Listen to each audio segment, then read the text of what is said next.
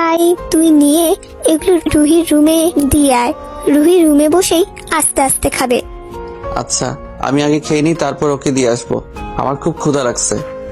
না, আগে আমার রুহিমাকে দিয়ে আয়, তারপর তুই খাবি। যা এক্ষুনি।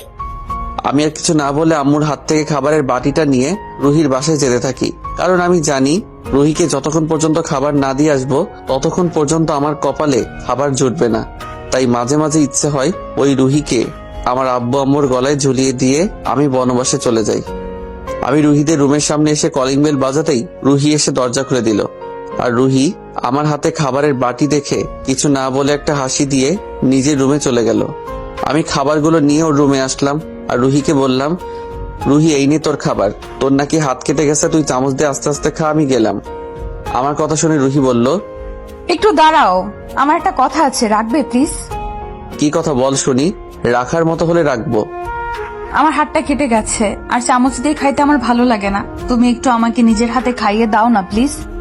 রুহির কথা শুনে আমার কি করা উচিত বুঝতে পারছি না। তখন আমি বললাম, এটা আমি পারবো না। আর এখন তুই ছোট নাই, বড় হয়েছিস। কেউ যদি এসে দেখে আমি তোকে খাইয়ে দিচ্ছি তাহলে অন্য কিছু ভাবতে পারে। তাই তুই নিজে চামচ দিয়ে আস্তে আস্তে খা, আমার কিছু করার নাই। কথাটা বলে যেই আমি রুহির রুম থেকে বেরিয়ে যাচ্ছি তখন রুহি চিৎকার করে আমাকে বলল, রুদ্র, তুমি যদি আমাকে নিজের হাতে খাইয়ে না দাও তাহলে কিন্তু বেশি ভালো হবে না, বলে দিলাম। রুহির কথা শুনে আমি রুমের বাইরে যেতে গিয়েও থেমে যাই আর পিছনে ফিরে রুহিকে বললাম, ভালো হবে না মানে কি করবি তুই? হ্যাঁ, যা, তুই যা খুশি কর, আমি কাউকে ভয় পাই না। কথাটা বলে যে আমি রুহির রুম থেকে বেরিয়ে যেতে থাকি ঠিক তখনই রুহি দৌড়ে এসে আমার সামনে দাঁড়ায় আর আমার হাত ধরে রাগী কণ্ঠে বলে, আরে রুদ্র ভাইয়া, আমি বয়সে তোমার ছোট হতে পারি, কিন্তু আমার রাগটা কিন্তু তোমার চাইতে বেশি, যেটা তুমি আমার চাইতে ভালো করে জানো। আর আজ আমি ইচ্ছে করে নিজের হাত কাটছি শুধু তোমার হাতে খাবো বলে। এখন যদি তুমি আমায় না খাইয়ে চলে যাও তাহলে আমি আমার হাত আবার কাটবো, বলে দিলাম। রুহির কথা শুনে আমি যেন নির্বাক হয়ে গেছি। কি বলবো ওকে? আমি জানি রুহি আমাদের পরিবারের সবচেয়ে আদরের, তাই একটু বেশি দিও। আরো যখন যা চাই তাই দেওয়ার চেষ্টা করে সবাই, তাই বলে আমার জন্য নিজের হাত কেটে ফেলবে, এটা খুব বেশি হয়ে গেল। তখন আমি ওকে বললাম, রুহি, সবকিছুর একটা লিমিট আছে, আর তুই কিন্তু এবার বেশি বাড়াবাড়ি করতেছিস। আর কার কাছে বলে নিজের হাত কাটতে গেলি? আজ যদি চাচা চাচি জানতে পারে আমার জন্য তাদের মেয়ে হাত কাটছে তাহলে তারা আমাকে কি মনে করবে একবার ভেবেছিস?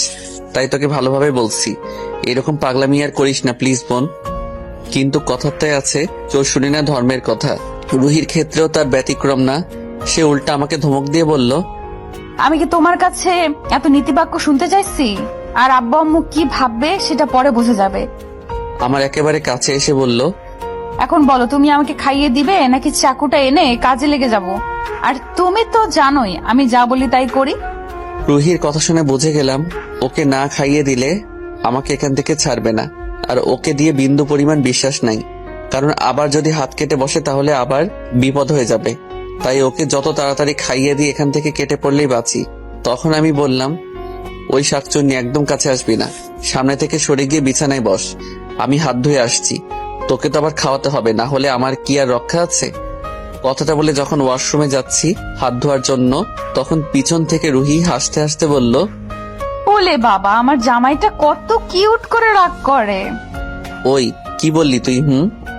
কিছু না, বলছি তাড়াতাড়ি হাত ধুয়ে আসো, আমার খিদা লাগছে অনেক। আমি আর কিছু না বলে ওয়াশরুমে চলে যাই। তারপর সেখান থেকে হাত ধুয়ে এসে রুহিকে খাইয়ে দিতে থাকি। আর রুহি খুব খুশি মনে আমার হাতে খাচ্ছে আর মিটমিট করে হাসতেছে।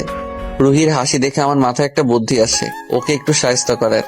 আর তাই আমি ইচ্ছে করে ওকে বড় বড় লোকমা ওর মুখে দিচ্ছিলাম। আর রুহি এত বড় লোকমা মুখে নিয়ে গাল ফুলিয়ে বসে আছে, না পারছে গিলতে না পারছে চাবাতে। তখন আমি বললাম, ওই এভাবে গাল ফুলিয়ে বসে আছিস কেন? তাড়াতাড়ি গিলে আমাকে উদ্ধার কর। আমার কথা শুনে রুহি কোনো উত্তর করতে পারছে না, কারণ ওর মুখে তখনও খাবার ভর্তি।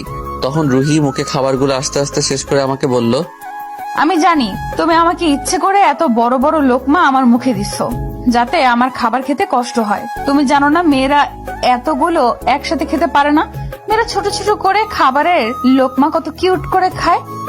রুহির কথা শুনে আমি বোকা হয়ে গেলাম, কারণ জীবনে প্রথম শুনলাম খাবারও নাকি মেয়েরা কিউট করে খায়।